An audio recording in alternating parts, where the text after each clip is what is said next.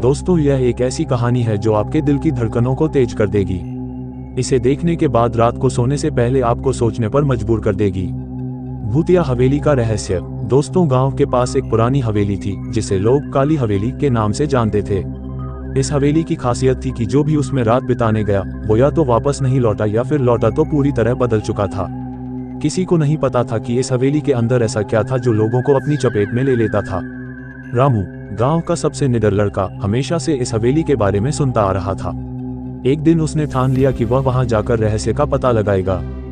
गांव वालों ने उसे बहुत समझाया लेकिन वह नहीं माना। उसने कहा, डर तो केवल मन का भ्रम है, मैं वहां जाकर सच्चाई सामने लाऊंगा। हवेली का पहला कदम। रात का समय था, आसमान में काले बादल छाए हुए थे।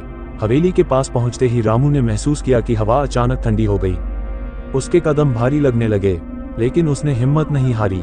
हवेली का दरवाजा खड़खड़ाते हुए खोला और अंदर चला गया। हवेली के अंदर का दृश्य बेहद डरावना था। दीवारों पर अजीबोगरीब चित्र बने हुए थे, हर कोने में धूल और मकड़ियों का जाल था।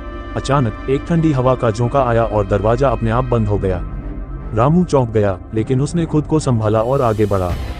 रहस्यमयी आवाजें। जैसे ही रामू सीढ़ियों की ओर बढ़ा, उसे किसी के चलने की आवाज सुनाई दी। उसने इधर उधर देखा, लेकिन वहां कोई नहीं था। तभी एक पुरानी घड़ी की टिक टिक की आवाज तेज हो गई। रामू के दिल की धड़कनें तेज होने लगी।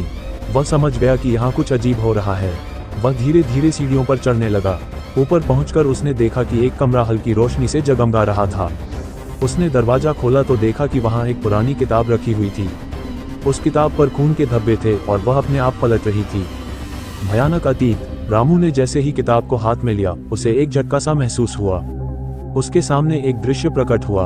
वह देख सकता था कि इस हवेली में कई साल पहले एक परिवार रहता था, लेकिन एक रात उस परिवार के सभी सदस्यों की हत्या कर दी गई थी। उनका खून उसी कमरे में बहा था जहां वह खड़ा था। वह समझ गया कि यह आत्माएं अभी भी यहाँ फंसी हुई हैं और शांति की तलाश में हैं। तभी एक ठंडी आवाज गूंजी, तुम्हें यहाँ नहीं आना चाहिए था, अब तुम्हें भी हमारे साथ रहना होगा। भागने की कोशिश। रामू डर के मारे बाहर भागने लगा, लेकिन हवेली ने जैसे उसे कैद कर लिया था।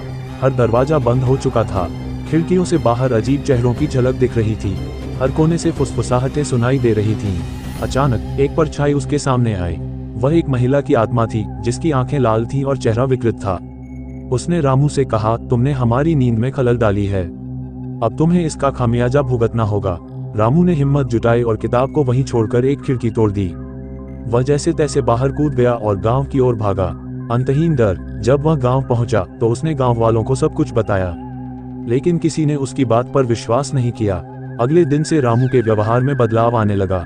वह अक्सर अकेले में बातें करता और हवेली की ओर देखता रहता। कुछ दिनों बाद वह अचानक गायब हो गया।